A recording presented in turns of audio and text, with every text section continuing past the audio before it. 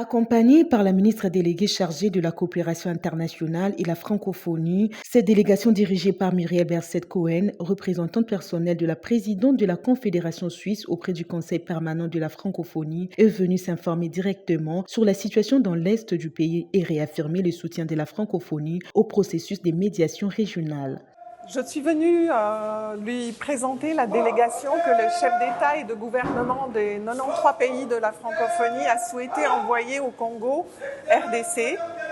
pour s'informer directement auprès des autorités ainsi que des associations de la société civile de la situation dans le pays, de la situation dans l'Est du Congo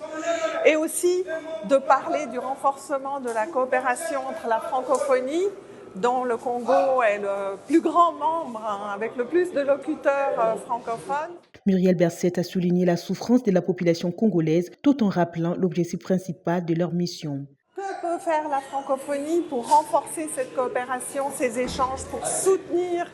la voie que les autorités du pays ont choisie vers la paix, pour que la population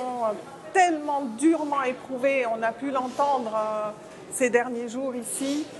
pour que la population dans l'Est du pays puisse retrouver la paix, que leurs enfants puissent aller à l'école, que les femmes puissent sortir chercher du bois sans être agressées, pour que la prospérité puisse se revenir, se développer dans